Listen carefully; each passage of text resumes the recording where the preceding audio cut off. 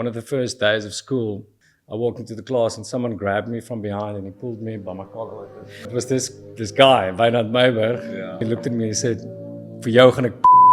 That was the first words he ever said to me. But then obviously I was kind of like wary of this guy and kind of tried to stay out of his way, And then about 2 years later, in December holidays, and we ended up at this beach party and there were guys jamming guitar there. I recognized Wynand was one of the guys sitting there. I kind of ended up somehow close to them jamming guitar and I started singing along a bit. After that night, he came to me and he's like, "Dude, you've got a cool voice, maybe we must start a band next year."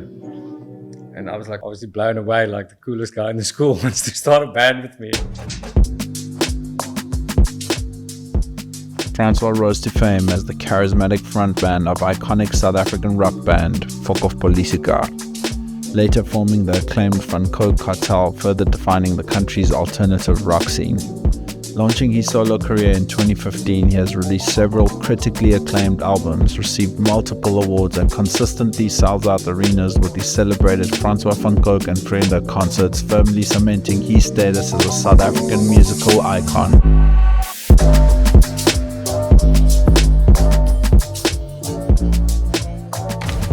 Heavy is the head to wear the crown. When I take the crown off, I put it on ice. Thank you, bro. Thank you so much for making time, man. I appreciate you. Lekker, man. I'm looking forward to this, man, and I appreciate you taking the time out to do this. Very cool to be here, brother. Thank you, bro. So tell me, bro, if we're at like a dinner party and someone doesn't recognize you and they ask you what you do for a living, do you lead? I'd love to know your sort of professional-esque answer. And if it's around some sort of people in some sort of music realm, so it's some sort of professional setting. How do you best articulate what you do? I'll probably say I'm a musician. Okay. And I sing in Afrikaans. Yes. It's funny actually. The other day I was in the Pick and Pay there in Bellville, and yes, a young girl came up to me and she asked to take a photo, and then another girl came and she asked to take a photo, and then this guy was standing at the counter and he asked the teller, like, "Who is this guy?" And she was like, "No, he's on TV." And then and then he came to me and he's like, "Are you an actor?" So I'm like, no, I'm a musician. And he's like, Afrikaans music. So I'm like, yeah, I play rock music, but I sing in Afrikaans. And then he was like, "Are you famous?" It's like, that's the worst question to answer, because I really don't know where to go with that. So I was just like, it depends on who you ask. Yes. But I guess, man, rock musician. Yes. Yeah, that's, I think I've done a couple of other things, but the main thing has been music for the last 22 years, and that's my passion. Everything else is there to kind of help me make music. Epic. Everything else you do almost revolves around the music anyway. I love that. And I love asking this question because it's a nice way to see how people almost picture their sort of professional realm, and it's like yours has been true to the music and probably always will be true to the music. Yeah, I think I'll probably do this until I die in some shape or form. I mean, I'm 44 now, and people still ask me like, one day, what are you gonna do? What are you gonna do with your life? But yeah, this is what I do. Like, I mean, I think I'll probably play music. Even if I'm, I guess, retired, I'll still be playing shows, because it's like as much a part of me as breathing air, you know what I mean? I love that. And creating music and making tunes, I actually can't live without doing that stuff. Like COVID is a good example. Like in that time, it's weird, like you could really start missing just getting on a stage and doing your thing, because it's like, it's so a part of me. But at least still write music. Amazing, bro. Now tell me, if we like watching a Netflix documentary one day on your life, and that logo goes, how would you see that story of your, or if it's a movie, because I'm sure it would be some brilliant creative art piece if you were to do that. How would you see the movie of your life begin? What would be like the opening scene, and what would you see as the introduction to your movie? And feel free to give us like some context of family. I would imagine it would be some sort of origin story. Like, can you paint that context and picture for us? Yeah, I think I can.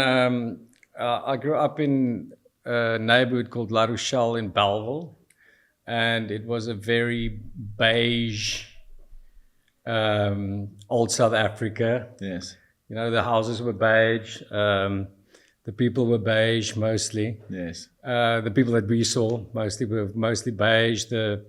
My dad's a Dutch Reformed minister, so the church across the street was beige. We had a beige dog. We had a beige car. It was like everything kind of in the beige color scheme, and it's a quite conservative Afrikaans neighborhood. I said my dad's a Dutch Reformed minister. My mom was a school teacher. Yes. My dad was a Dutch Reformed minister. He's also retired now. Yes.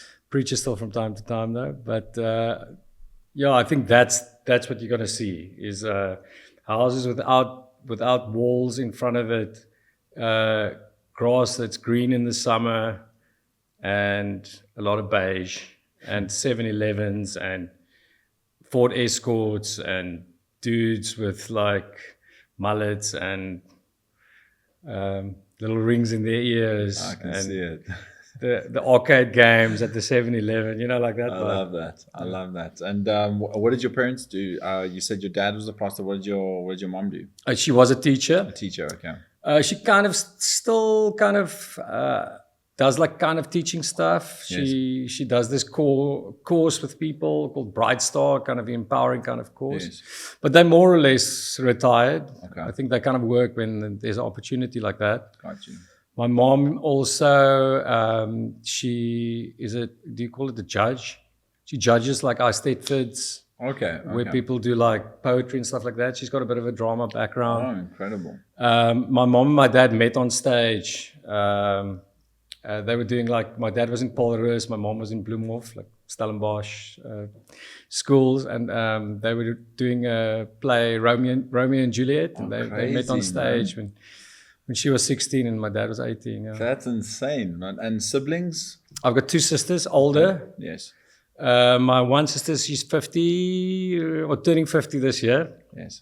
I'm turning 45. Yeah, she's my eldest. She lives in England. She teaches as well, but her main passion is also kind of music. She does cabaret shows and stuff like that. Amazing. And then I've got a sister that lives close to me in the northern suburbs, and she works in HR. She's a little bit more, a little bit more structured. It's more structured than than me and my eldest. Yeah. So, bro, in your story, where would you say is like, what was your first?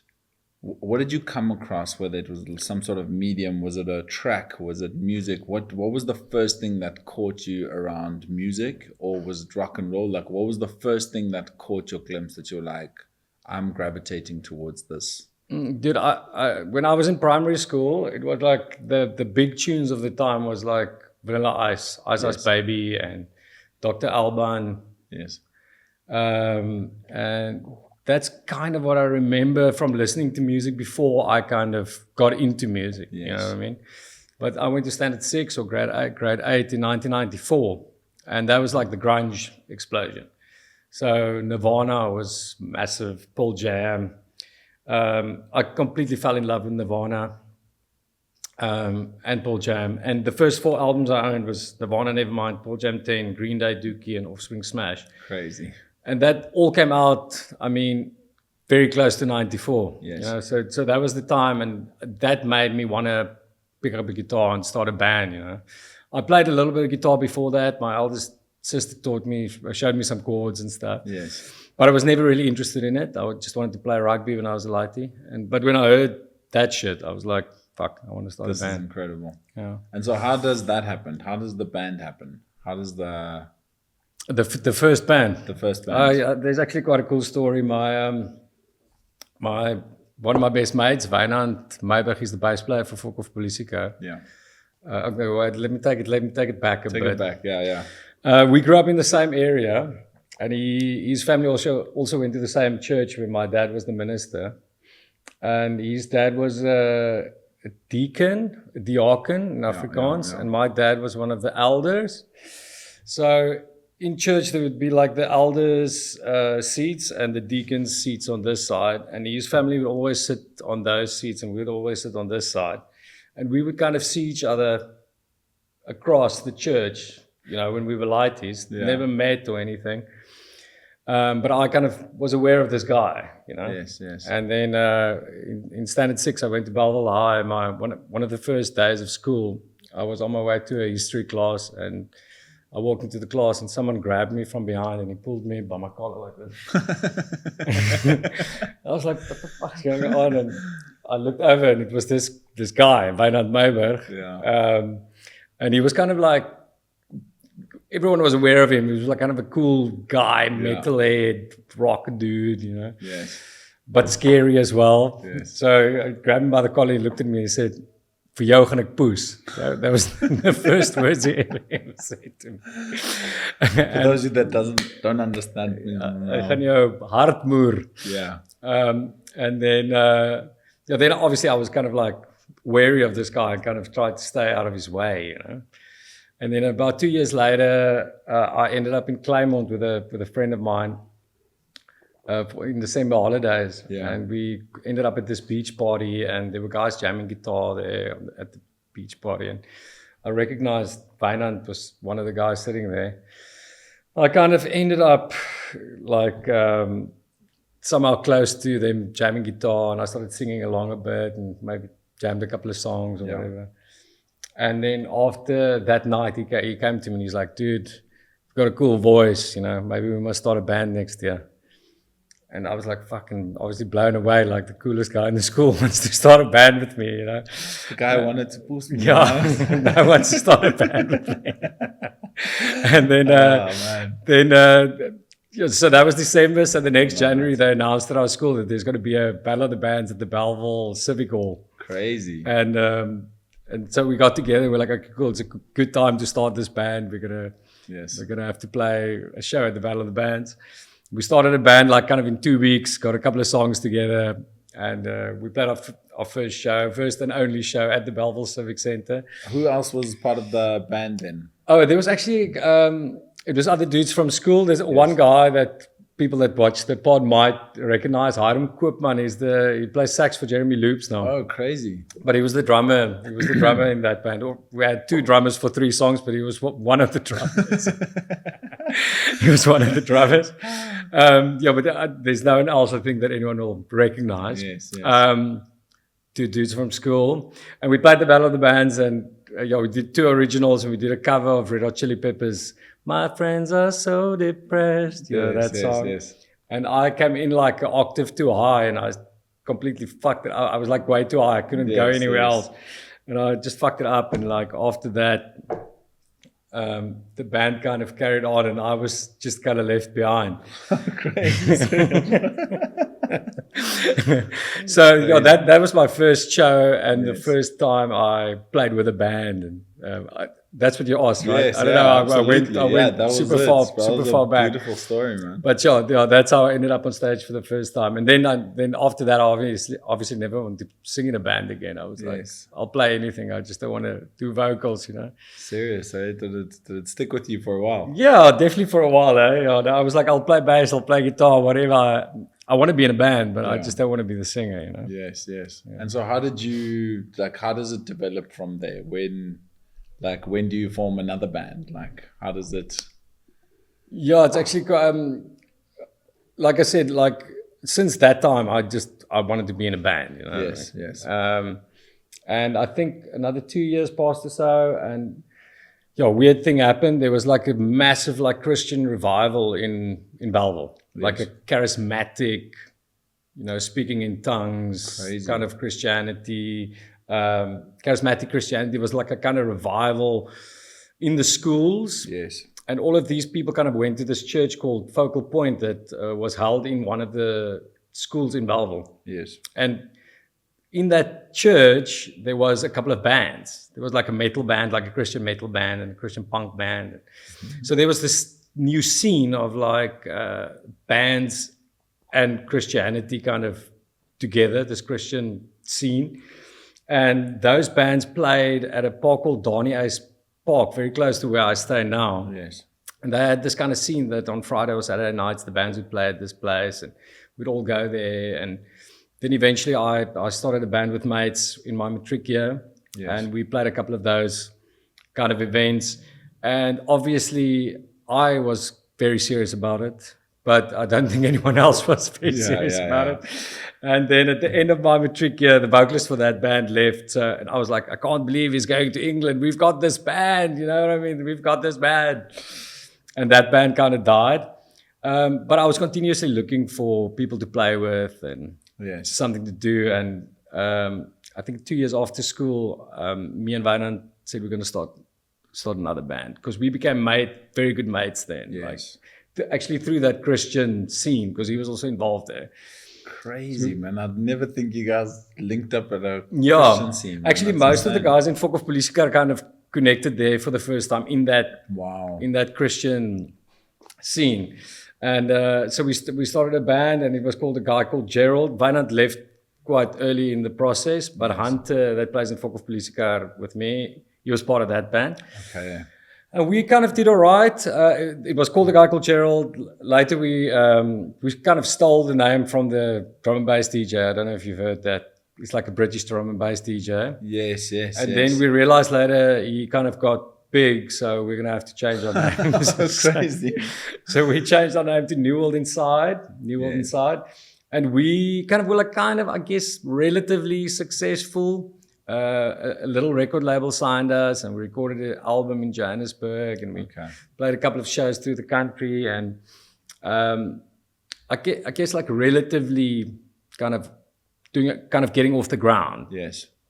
And in that time of New World Inside, we kind of started joking like, haha, you know, one day we'll start an Afrikaans band, because it was kind of taboo at the time. There wasn't really any cool kind of Afrikaans stuff. Yes. I mean, the bands that were kind of big at that time, I guess, was like Boo and Nude Girls, maybe like 5 or 6 years before that. And there wasn't really anything cool in Afrikaans. There was like maybe like a guy like Koos Kombuis and Johannes Kerkel, but they were like more like early 90s.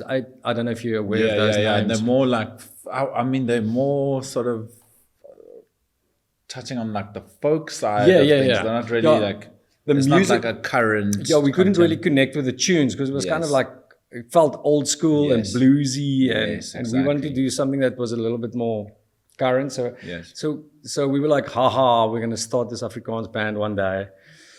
And how it happened was one day me and Wynand drove to to Gordons Bay, just to go swim in the sea or something. And he had this old venture panel van, because what we did for work at the time was we were doing live sound for bands all over Cape Town. Oh, crazy. And we were staying there right across the gardens, St. Martini Gardens, the flat block in Queen Victoria Road. Yes. And we drove to the beach to Gordons Bay, and I was driving this venture, but we were completely stoned. And I was driving, and a sedan pulled in front of me. And then I said, Fokofpolisiekar. And then we were like, oh my God, we've got the name for our Afrikaans band, Fokofpolisiekar. It's so awesome. And Wynand was like, it sounds like Rammstein. it's like powerful, like that German vibe. Yeah. And then, because obviously everything that was Afrikaans and alternative was kind of taboo at the time. Yes. And then we immediately found Hunter, like in our stoned state, and we're like, dude, we've got the name for the Afrikaans band that we're going to start. It's Fokofpolisiekar. And then about 2 weeks later, we saw him, and he was like, so what's the name of our band again? Fokofpolisiekar. And we were like, wait, that sounds way better. They're way cooler, yeah. That's insane, man. That's what just saying like an Afrikaans rock band at the time is like taboo, basically, but the name is like Fokofpolisiekar. It's just taking it to a whole other level, man. Like, especially at that time, and you know. Yeah, dude. I'm like, for us then, we didn't know how people were going to react. We knew people are not going to like it. Yes. We didn't know if newspapers are going to print it. We didn't know if anyone's going to ever say it on radio. 100%. I mean, there's still radio stations that don't say the full name. Yeah. I mean, to this day. The newspapers kind of latched on quick. They were pretty quick to just start printing it. Yes. But there was also like time where they did like asterisks and stuff like that. And in the Yes. Afrikaans press, they called us die karre a lot for a while. That's hilarious. Yeah. But it was really like a thing that we had to kind of decide in our minds, like we're going to be Fokofpolisiekar and we're going to try and be good enough so people can take us seriously with this name. Yes.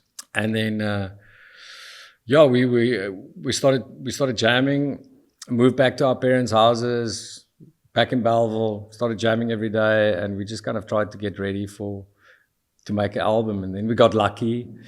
There was like a German advertising agency was shooting an ad in Cape Town, and they were looking for like a band for like an Avril Lavigne kind of girl, but the backup band for Avril Lavigne, that kind of vibe. So we went to a casting, and all of us kind of got the job to be the backup band for this Avril Lavigne in this ad. Crazy. And we got paid enough money just to fund our first recording, which was amazing. Jeez, and man. I was playing keyboards on that ad because man, I obviously wish I you couldn't can be the find singer. that ad and put it up, man. That would be amazing. Yeah, very That's funny. crazy, and that gave you guys enough to record the first. Yeah. So we didn't record. have bucks or anything. I mean, we just went in there like we've got this name, and we started writing these songs, and our friends connected with it, and Yes. we were like, fuck, we've got something special. We're just gonna move on. And was it like a conscious thing, because it almost became like this anti-establishment and against sort of the things that were happening in the country? Was that a conscious decision, or did that just end up happening? Yeah, I think those things just came out. Like obviously we brought up in a very conservative kind of Afrikaans city, and our neighborhoods especially, and then we went to that charismatic church. So I mean, I think all of those things kind of had an impact on what we needed to get to say to kind of liberate ourselves from our past. So that was just those first, we made a little EP, was our first thing. It was 7 songs, and it was just like us like saying, saying like we want a different future for ourselves that were imagined for us before. That's incredible, man. And it's like it's such a risky move, in the sense that everyone might turn against you, but it's crazy to see how many people felt what you guys felt. You know? We like it's weird when we started playing the songs to our chums. We made like super shitty recordings on like cassette tapes, in the band room, and we would give it to some of our friends, and they would freak out about it and just immediately connect with it. And then we just realized that like there's a lot of people that feel the same, and a lot of people that kind of were waiting for this thing. So we were like really like right place, right time as well for that connection to happen, We always say like if it wasn't us, probably would have been someone else, Yeah. That's insane, man. And did things just happen quite quickly after that, hey? Like did people latch on, or was it still quite a long process till? Actually for Fokof we got quite lucky. We obviously kind of rehearsed for a year, basically. Yes. From the beginning of 2003, when we came up with the name, we started writing songs, and we started rehearsing and tried to get these things tight. In between, that ad thing happened, and in September we recorded that EP in Johannesburg, and then we booked 2 shows in that time. One was at Mercury Live, right down here, and one was at Woodstock in Johannesburg that we were playing on the back of the recording, because we played there with Newell Inside before. Yes. So there was 2 shows in September of that year, and the one we did here was like a invite show. So we invited everyone. We made like these amazing looking tickets that we just handed out to everyone that we found in Cape Town. Like every band, every dude that hangs out at a venue, we just gave tickets away. And so the first show was like a packed out show in Mercury for. Obviously, we didn't make any money, but we had a packed out show. And then, the album was done in September. Those shows happened. And then in December, we launched the band, and we played there again. And then people had to buy tickets, and it was backed out again. So it kicked off kind of with a bang. And immediately there was kind of stuff in the press about it. Just this Afrikaans punk band with this name, obviously. And then, in that time between the first 2 shows in December, we kind of connected with this small record label. It's called Rhythm Records.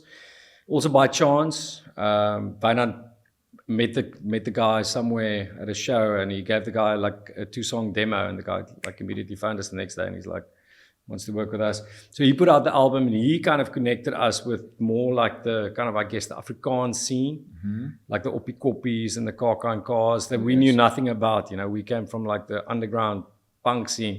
Crazy. He connected us with that scene, and then we started touring, and it just kind of, in a couple of months, it was like pretty, I guess, established. You know how that kind of thing works, like overnight, but you worked on that thing your whole life, kind of a vibe. Yeah, you know? 100%. But it was pretty instant, which was pretty cool. With that project, it was very just connected, like people really connected, and people were singing along at the shows. I mean, do you remember your sort of first show where everybody sang along? Would you say it was probably that second Mercury show? Or the first one? Because that one, I mean, the album also came out that day, but I mean, I think people could already sing along to Fokofpolisiekar. Yeah. You know, like people could sing along to that, and hearing the crowd sing like that kind of stuff that night was like, wow, this is insane. You know? Exactly where I'm meant to be. Yeah. Like I belong. Yeah, and I mean, for us, it was like,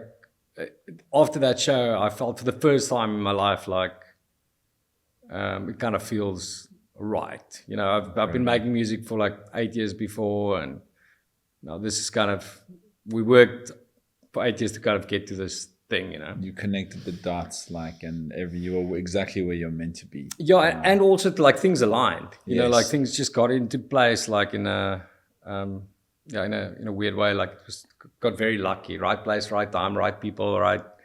You know, so all of those things. It's so difficult for musicians to do that shit, because you have to have songs, you have to play well together, and then things must fall into place, and you have to get lucky.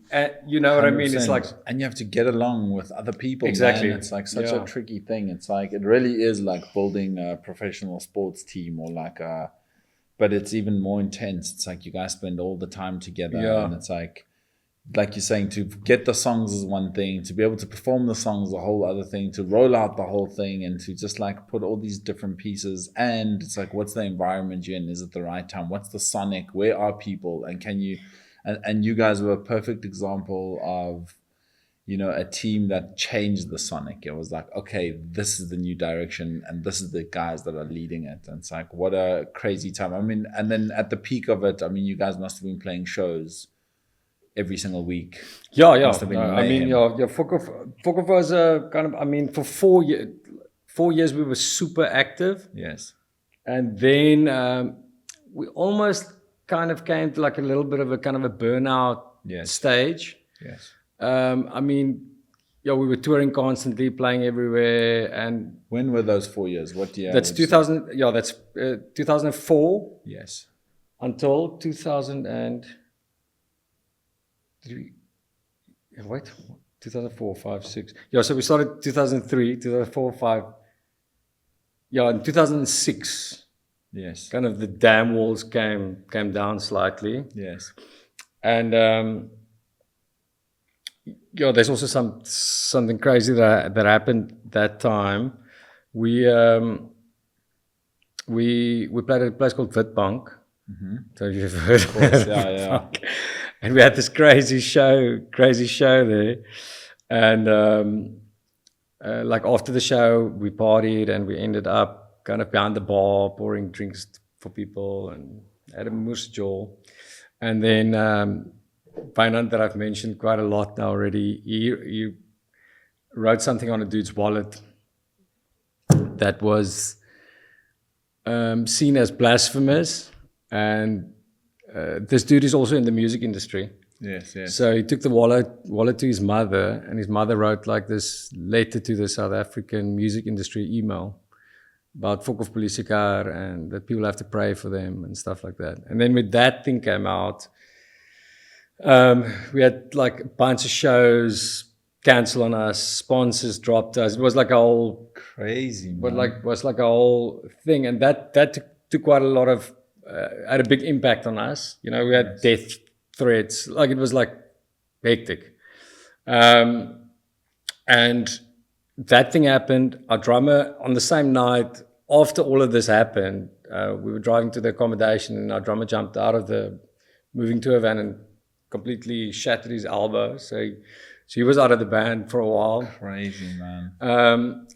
And then that combined with touring all the time and being on a mission and partying super hard. And I mean, a combination of all of that, like some of the guys started to talk about they want to do some other things. Yes. And Johnny, the one guitar player, he started a studio, and Hunter wanted to go study something. And we kind of took a break for about 9 months. And in that 9 months, all of us kind of started other bands. So we kept on doing the other things we were doing, but we started other bands too. And that became Van Coke Kartel, Jules Fantasties and I King. And then after 9 months, then Fokov got booked for Oppie Koppie for, I think the cash was good enough to kind of get us together again. So we got booked for a show.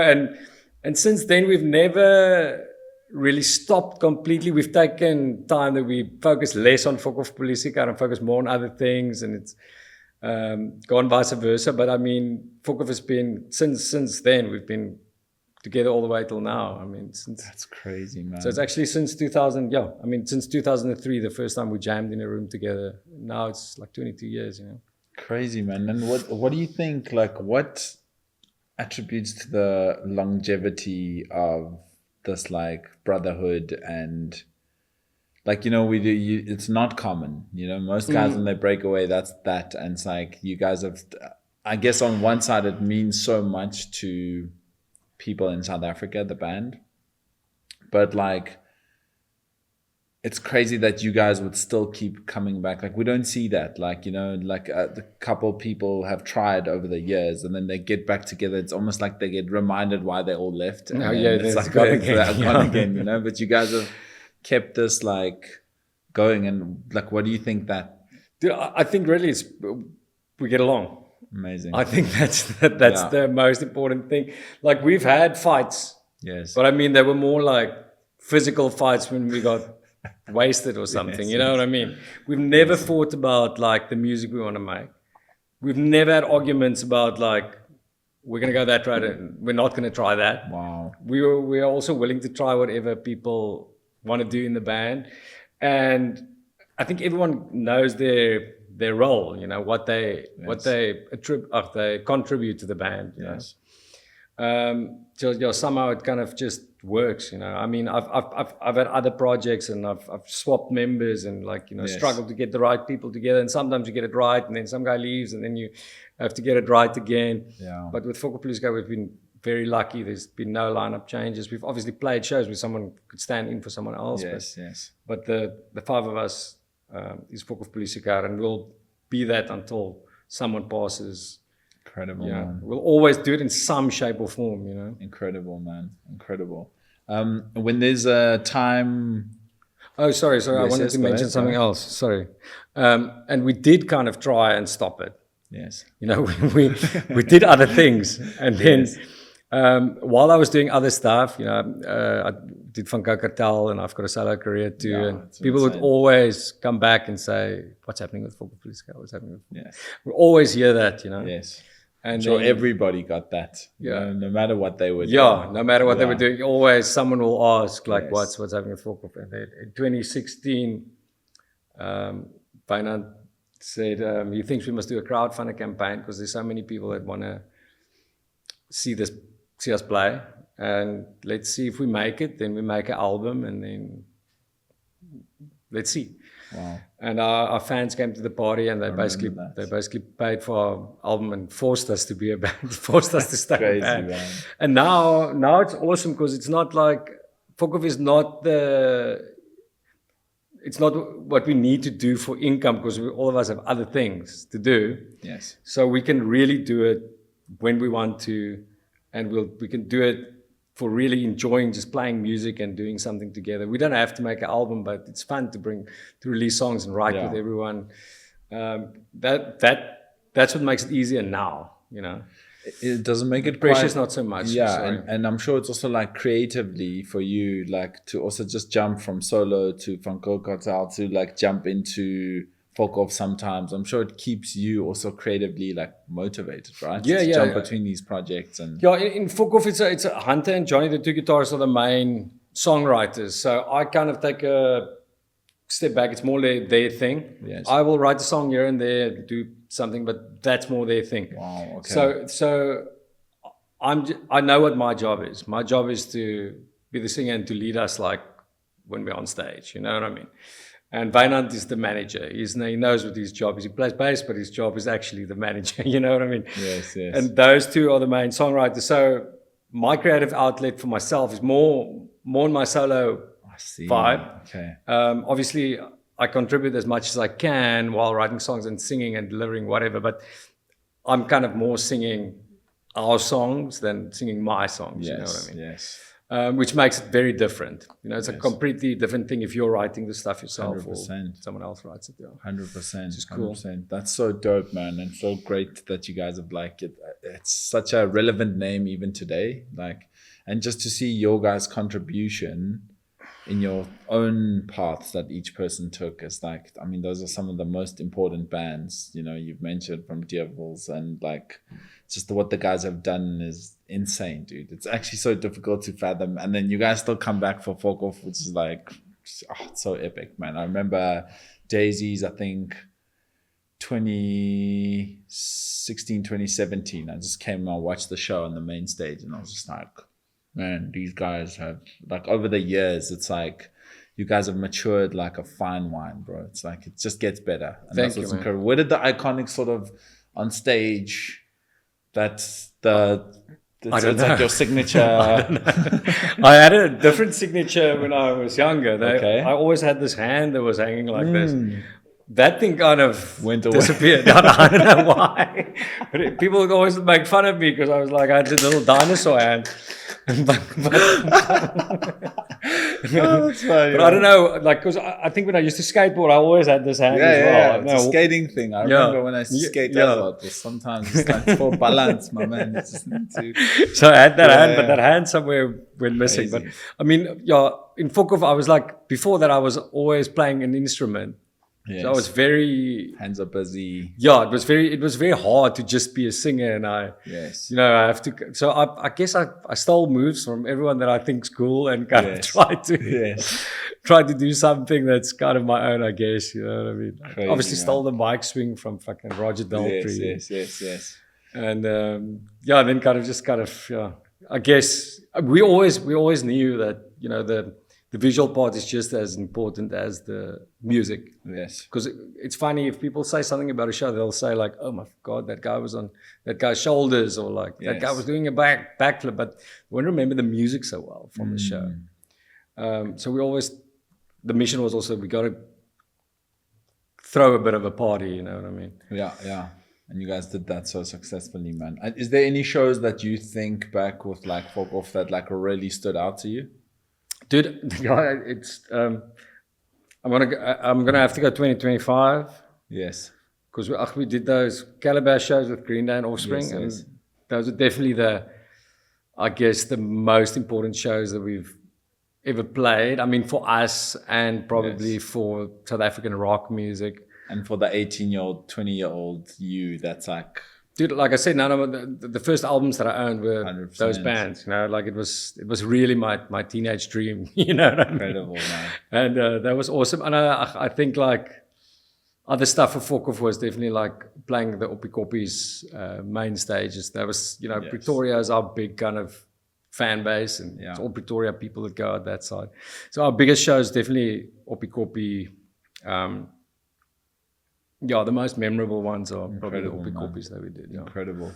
And geez, you guys have done Sunbet as Folk Off as well, right? Sunbet, you guys did, I think you've done it 3 or 4, 5 years in a row. That show is the Francois van Coke Vriende thing. Okay, that's your, yeah. But Fokof's also obviously Sort of obviously piece part of of that. my Yes, friends. yes. So we the show kind of is like me and all my collaborators. Yes. So I was lucky enough to collab with a lot of people over the years. 100%. And I think the first one was kind of Jack Barrow, like way back in the early 2000s. I don't know if you know the dance, Also from dance. Belleville, hey? He's also from that side. Oh, he's from Paro. No, He's actually from Durbanville. Okay. But yeah, his name's Barrow. Yeah. He's actually way too Lani for Jack Barrow. Jack Durbanville. Okay, that's cool, man. But yeah, we did a song together like I think in 2008 or 9, and just after that I did a bunch of collabs, and then around 2016 when I did a solo album in 2015, my first solo album. Yes. And around 2016, a guy from Pretoria, June Wynand, that was Wynand, my friend, the guy that said he's going to push me. He's also my manager in my solo career. Crazy, man. And he also manages Fokof. Crazy. So a guy told Wynand that he thinks that I must do a show with me and my collaborators, and we'll get a massive venue and we'll try and do something cool. And eventually that became Francois van Coke Vriende in the Sunbed Arena, and we did it since 2018. Yeah, every year besides for the COVID times. We actually did a stream one in one of the COVID years, I think in 2020. And yeah, that's my baby. It's like obviously the songs that we've been playing and writing with my chums for 22 years. It's my night of the year, and it's like my main mission every year is like to get that thing right, and that's my main show of the year, basically. Incredible, man. Yeah. And the way you've refunded, I mean, there must be 10,000 tickets or so. Yeah, 10,000 people. It's crazy, and to do that year on year, like that's incredible, man. Yeah, you have to obviously I bring new people in and try and do new collabs, because the premise of the show is kind of everyone that's on the show needs to have written a song with me. Yes. It doesn't always work like that. I think there was 2 people on that haven't written a song with me or haven't done a collab together. Yes. But then we'll collab something on the night or do something incredible, live. Man. But yeah, that's a very special show for me. And obviously Fokof is like the big part of that. Big part of that. And Fokof will always play like a couple of songs towards the end of the night, something like that. Incredible. Does do you still work with old the graphic designer? Part of Blondie. Merve, that's it. And not so much in the design, yes.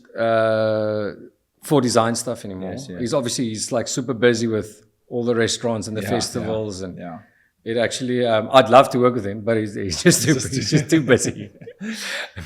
He did quite a bit of the early stuff as well. A lot, yeah. I would say like with Fokofpolisiekar, we had a designer that worked with us solidly for the first, I think, 3 albums. Yes. Who was that? His name is Matt Edwards. Matt Edwards, yes. Yeah, he's like a massive art director. He stays in New York now, does like Super Bowl ads and shit. Like he's just gone like over the top.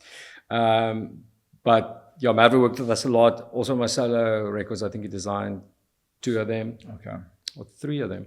3 out of I'm releasing a 5th now, but 3 of the 5. Yeah, so he's obviously a good mate from back in the day as well. I met him and Snake Fokof's drummer, they were in school together and best mates. And I met them when they were like 13 years old in that Christian punk scene. Crazy, man. And they were like these Bart Simpsons, like they tried to grow fucking Bupensa when they were 13. These skaters with like American accents. Yeah. That's crazy, man. Tell me, bro, you obviously new album coming out now, 20th. So technically when this pod's out, it's out. Cool. Congratulations. Thank you. 5th studio album. What is this? This would be... Yeah, fifth solo album. 5th solo album. Yeah. Okay. Tell us, like, what was it like, bro? I mean, first of all, just have the energy to keep putting out albums. I don't think people realize what it takes to finish a song, let alone a fucking record. Like, and what and tell us about the record, what inspired it, like what is the motive behind it, and how do you still keep yourself inspired to wrap up an album? It's one thing to like still be busy with music, but it really is quite a toll energetically to put out a full project. Dude, so yeah, tell us, man. It is a mission. Such It's a mission, yeah. Complete mission. But that's what I love to do. Like, I mean, like I said to you earlier, like just creating something, you know, I work obviously with a lot of people. It's a solo album, but I work with a lot of people, just working with all these people, writing these songs, getting people to play on it, you know, getting the mix. And I mean, I'm involved from the first second till that master is signed off. You know, the best thing for me from making that thing is if I can go lie in my bed and have my AirPods in my ears and listen to the finished song. That's like, we worked on this, we made this, you know. Crazy. It's really special to me. And that's why I do it, I guess. I kind of go back for, I guess, that feeling, you know, doing this with these people. We made this thing. Yes. And I'm from the old school, so I probably want to make an album. You know, I know from streaming figures that only the singles really stream. That's the only thing that people really listen to. So on an album, if you have like, I've got 11 tracks on my new one, it's probably going to be 5 that only the diehards will listen to. You know what I mean? Yes.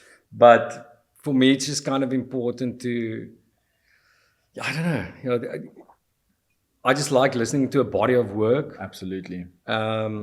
And I just hope there's some people that still connect with that, you know, like this is where I am, this is my thing, what I made now. Yes. And this album is kind of a little bit more of a chilled one for me, because my previous album was called Kan Nie Dood. It was quite a heavier, faster, punky rock one. And the latest Fokov album that came out 2023, end of 2023, is also kind of like a back to our roots kind of heavy one. So I wanted to make something that's very different. Yes. So I've just been trying to make what I want to listen to, I guess, when I'm at home. Epic. So like in my mind, it's like my version of, you know, Elton John and Tom Petty and incredible, John Lennon. Man. It's like more acoustic guitars on there. It's a little bit more chilled, and I love that. It's like something that like pleases my ear now. You know what I mean? At this moment in my life. So and that's so epic, because it's like a timestamp to where you're at musically, energetically, and it's like people get to experience that. And I love that it's still coming as a project and taking that old school approach, man. And I think if it doesn't make sense now, it will down the line, you know. And I love that you're taking that route, and it's still like the true nature of who you are, to like put out a full body and finish a bigger project than just like follow the single, you know. Because I don't know how long people will do that. I mean, internationally it makes sense for a guy like Post Malone or Sam Fender to make a album, because they've got so many people listening to it. Yes. For us, in a small kind of niche here at the bottom of South Africa, singing in Afrikaans, it's harder because it costs a lot of money to make it. Yes. And you will probably only see the return in like 2 years from streaming, you know what I mean? But I just feel I have to, you know what I mean? Exactly. Even if I do it, for myself or for my children one day. What did you say earlier? Oh, you want someone, if they look at this, they must think like, exactly. This is where my dad's headspace was like 100%. 20 years ago, but hopefully they can also get that from the album. The and music. Funny that I mentioned my kids now, because the title of the album is called Die Ruimte, Space. And I got that title from a line. I say to my kids the whole time, I love you more than space. Because my daughter was like, she's 8 now, but she got very into space and all the planets, and she's got the idea of how vast space is. So I started to say to her, I love you more than space. And now I've got a line in the song where I'm singing about the two of them, my 2 kids. I don't know if I don't know if everyone that listens to it won't realize that it's about my children. They might think it's about a lover or something, but it's about my kids. Yes. There's a line, I love you more than space, and I thought that would be an apt title for the album. Beautiful, man. And to me, it kind of just represents like mystery and the unknown, and possibility and stuff like that. Yeah. Tell me, in terms of just like business, and maybe you can just shed some light here for us, like how do you structure like just financially across all the different things you're busy with? Like, is the music and shows still bringing in quite a big chunk? Is it the production stuff you're doing? Is it the beer, the product? Like, how is the business structured today with all these different things you've got going on? Yeah, mainly music. Yes. I'd say like 70% Okay. is shows, Okay. and everything else is the rest. Crazy. Okay. Yeah. So Fokofpolisiekar, the beer brand is obviously Fokofpolisiekar's brand. Yes.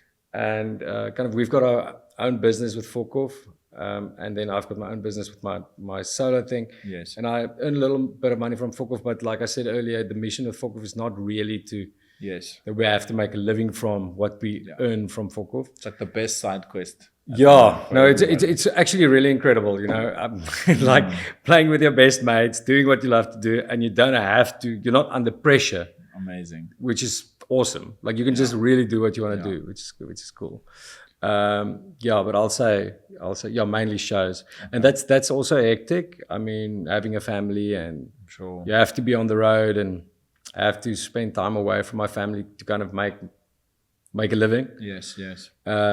Which is heavy, but at least I get to have an hour on stage that I like to do when I'm away. And my focus is, if I'm at home, is my mission must be my family, nothing else, you know. Amazing. So yeah. And when you look into like the next couple of years, like what would you want for yourself, like solo wise? Like how do you just putting out more albums, or would there be bigger venues you want to play? Like what are your, you know, when you're on the come up, you're like, yo, that venue, we're going to fill it up one day. Like what are the things and aspirations that you're like still excited to do, and something that you've still got on your list of like, I still want to tick this one off? Dude, I think like the main thing that I want to do for with longevity is just make tunes that people can connect with. Amazing. And that can mean something to someone. So hopefully I can do that in the long run. I mean, in South Africa, Francois van Coke Vriende is obviously the biggest thing I've done over here. Yes. And yeah, you know, maybe in like another 20 years you can do something else that's bigger, you know. Yes. But yeah, I would say my main mission is to make music that has longevity and connect with people. That's like my main thing. This year, funnily enough, I'm playing more international shows this year than I've ever played before. Amazing. There's obviously more South Africans everywhere in the world, so we're kind of like world touring to the South all over the place. Amazing. But I mean, that's not a mission. That's not a.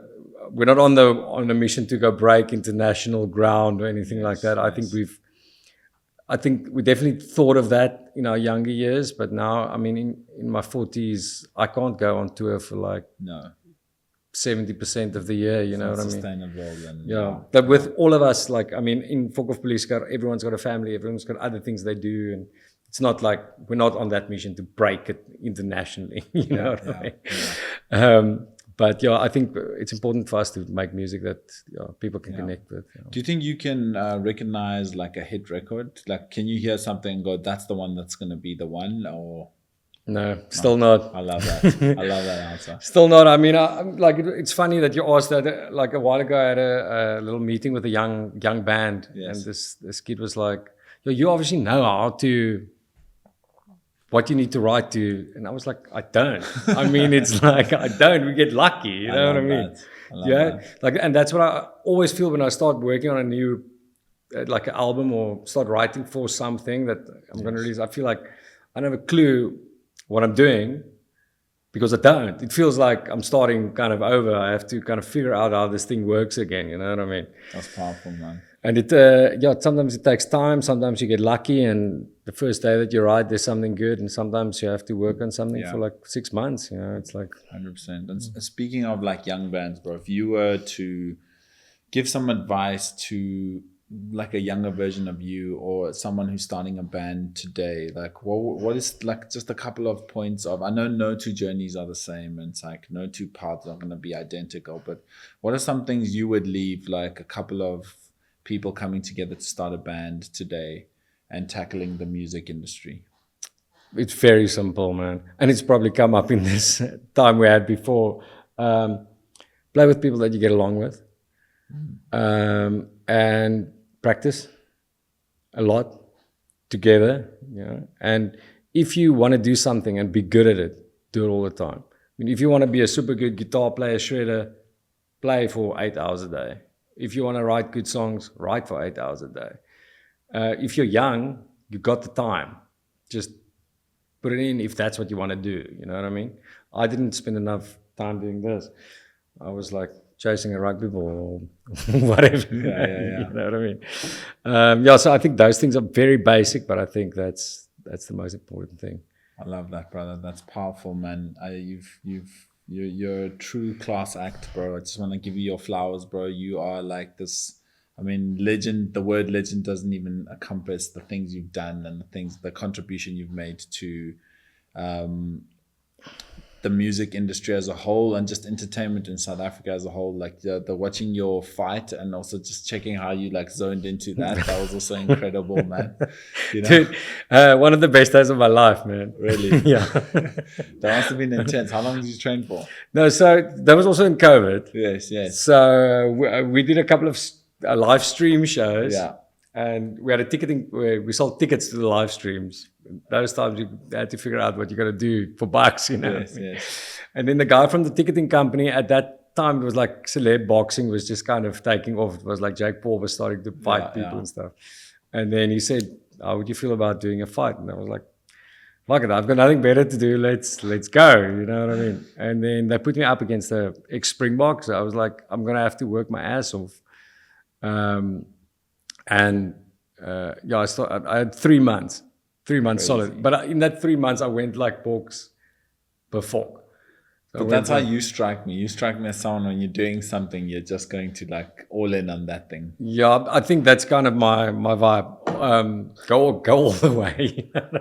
My wife was completely freaked out because she was like, what's going on with you? Like, I mean, I was running 5 o'clock in the morning and then doing boxing sessions with a coach. And I was just going completely like sport, box crazy. I unfollowed everything on social media, just followed box stuff. It's crazy. Like watched box dockies, like old fights. I went completely crazy. But it showed, man. Jeez, I mean, obviously I wasn't like the fucking best boxer, but I mean, I luckily I won with all of that mission. If I lost, it would have been terrible. Yeah, terrible. Yo, that's demotivating, bro. Go through all of that and get your ass kicked. Yo, that would suck, man. No, but you came through and you look like you've been boxing for a long time, man. It's just, it was amazing to see, like, also how you got into shape, man. Jeez. Yeah, no, that was awesome. Like that boxing exercise. I still box now, but obviously not as intense as then. But I still box, and just the training is amazing. I love it. Incredible, man. Incredible. And like I was saying, bro, just to give you your flowers, bro. You know what's amazing is like it feels like you're still about to do the biggest thing in your career. It feels like it's not all behind you. At this point of your career, it should be like, oh, those were the glory days, but genuinely feels like the next thing you do is bigger than the last thing you do. And it's just like, I don't know how you do it, but there's always this excitement with everything you've got going on. Or thank you, man. That's a massive compliment that it comes across that way, because I'm obviously in my mind, it feels like I'm going to do cool shit. But, you know, like age is obviously definitely a factor as well that you kind of have to keep in mind. You're not the guy 20 years old that's going to go hang out in all the clubs and mingle with all the people anymore. 100%. So age plays a factor. You know, obviously new artists are generally younger artists, not like breakout singles are generally from younger people. Of course. But hopefully I have something that people can still get into. But I think it's like just the legacy you've built, the consistency over the years, and just, you know, your contribution to the game, and just feels like it's ever evolving and ever growing, and it's never played too safe, and it's exciting, man. I just want to wish you the best, brother, and hopefully we do this again in a couple of years, and then we can reflect back to this conversation. How old are you now? 35, you 35, said? yeah. When I'm 55, you'll be 45. And we can do it again. We'll do it again, bro. Nice Then we one. can check in and say, yo, man, you thought Sunbet was big, bro. Shit, you're doing Coca-Cola Dome in Dubai, bro. With just South Africans. With just South Africans, bro. I love that. George, thank you so much for having Thank me, you, bro. Thank you for making So time. I felt man. like I Also- spoke a lot. No, that was incredible. And you've been speaking the whole freaking day. So I appreciate you still coming out here and sharing so much and sharing so many epic stories. And yeah, man, look forward to everything else you've got going on. Like I said, bro, massive legend, bro. And yeah, just keep doing the things you're doing, bro. Thank you so much, my brother. Thank you, man. Thank you, my man. That's Okay. so beautiful.